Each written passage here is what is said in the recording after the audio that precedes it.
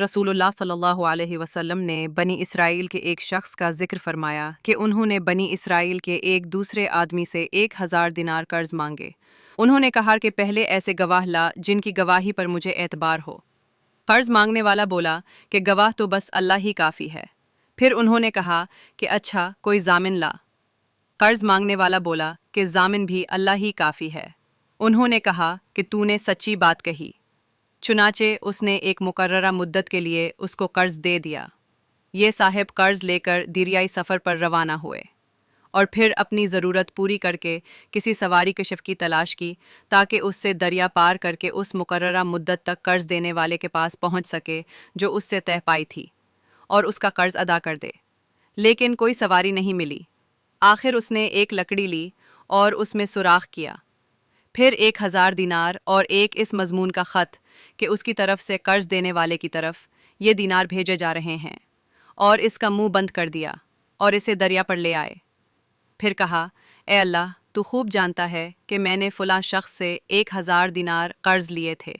उसने मुझसे जामिन मांगा तो मैंने कह दिया था कि मेरा जामिन अल्लाह ताला काफ़ी है, और वो भी तुझ पर राज़ी हुआ। इसने मुझसे गवाह मांगा तो इसका भी जवाब मैंने यही दिया कि अल्लाह पाक गवाह काफ़ी है, तो वो मुझ पर राज़ी हो गया। और तू जानता है कि मैंने बहुत कोशिश की कि कोई सवारी मिले जिसके ज़रिया मैं उसका कर्ज उस तक मुद्दत मुकर्ररा में पहुंचा सकूं, लेकिन मुझे उसमें कामयाबी नहीं हुई। इसलिए अब मैं उसको तेरे ही हवाले करता हूं कि तू इस तक पहुंचा दे। चुनाचे उसने वो लकड़ी जिसमें रकम थी दरिया में बहा दी। अब वो दरिया में थी और वो साहिब का कर्जदार वापस हो चुके थे।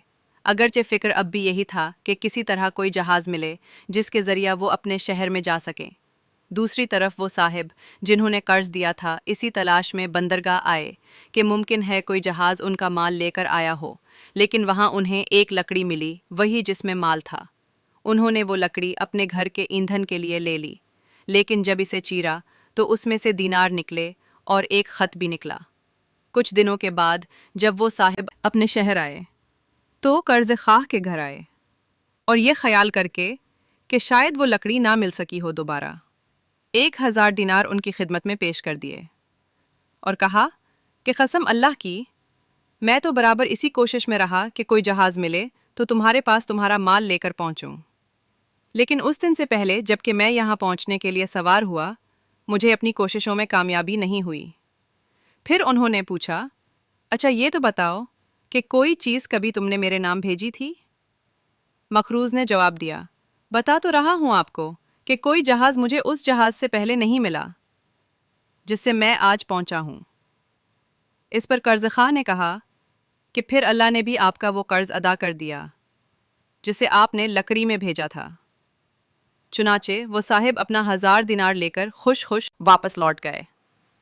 एक देहाती नबी करीम सल्लल्लाहु अलैहि वसल्लम की खिदमत में आया और अर्ज की कि आप मुझे कोई ऐसा काम बतलाइए जिस पर अगर मैं हमेशगी करूं तो जन्नत में दाखिल हो जाऊं। आपने फरमाया कि अल्लाह की इबादत कर, उसका किसी को शरीक न ठहरा, फ़र्ज नमाज कायम कर, फ़र्ज ज़कात दे और रमज़ान के रोज़े रख। देहाती ने कहा, उस ज़ात की कसम जिसके हाथ में मेरी जान है, इन अमलों पर मैं कोई ज़्यादती नहीं करूँगा।